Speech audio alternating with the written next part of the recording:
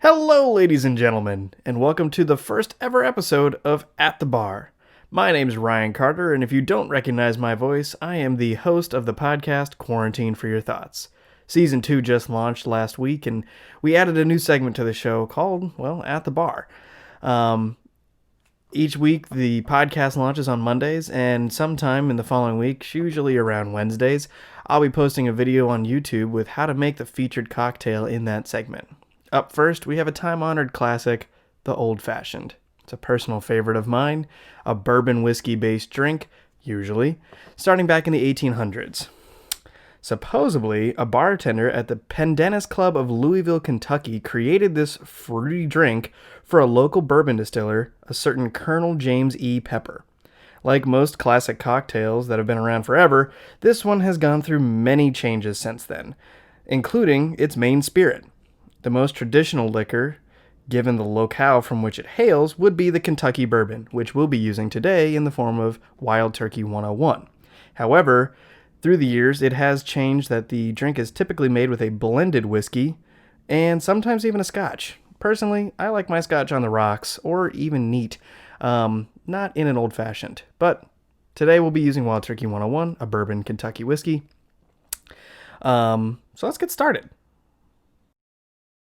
Okay, so we have started out with some ice in our glass. I have 2 medium-sized cubes in there. I'd prefer 1 large cube, but you gotta make do. I never put more than 3 cubes in there, no matter what size, because you get too much water and it just bogs it down.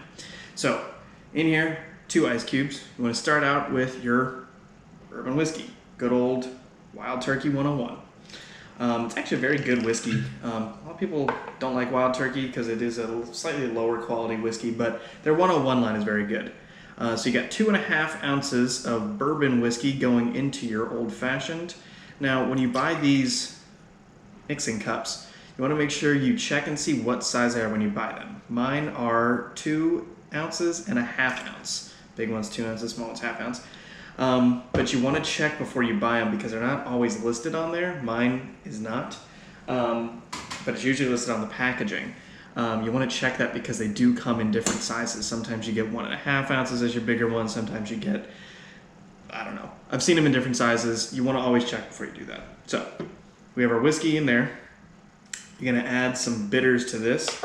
Angostura is my choice brand. 3 to 5 little splashes of bitters. You don't want to put a ton. I like the flavor, but it can be overpowering. So it's just a simple 1, 2, 3, 4. Just a little dip, and you'll see when you pour it out, the top has a stopper in it, so you can't really get too much at a time anyways. So we've got our bitters in there, got our bourbon in there. I'm gonna go ahead and add some Maraschino Cherries to the mix. Give it a little bit of sugar. A little bit of sweetness. The original Old Fashioned actually was made with a cube of sugar in the bottom that you muddled with your orange rind and your cherries. Personally, I don't like a lot of sugar in my drinks, especially with something like this. You can really taste the sugar. So I prefer mine to just have the cherry in it. But you can do whatever you want. Cocktails are made to be altered. Put your own twist on it. So right now you have most of your cocktail done. Up next, we're going to put a little bit of orange in there.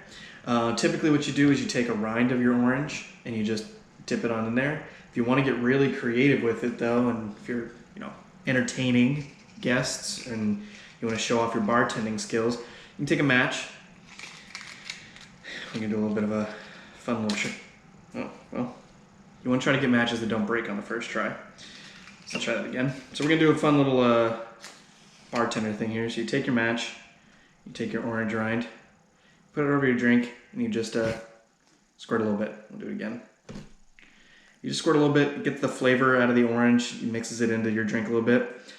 And then you just take your orange rind, just stick it on into the drink. Just puts that orange flavor in there. When you get the flame on there, it gets sucks the juices out of your orange rind, so you get more of that taste in there. And then I like to mix it one more time. It's not easy when you have that orange rind in there. Just to make sure all the flavors get in there well. Make sure your orange rind is down in there so it's out of your drinker's way. Some people can, you might want to take and put a slice of the orange rind so you can actually hook it on your glass. I I just stick it in there. You get the flavor that way. If you don't want to use an actual orange, or if you don't have an orange, Angutsura actually makes a bitters line. It is their orange bitters, and it pretty much tastes the same. But there you have it, folks. There is a very simple, very tasty. Well, let's make sure it's tasty. Yeah, very tasty, old-fashioned for your very first episode of At the Bar.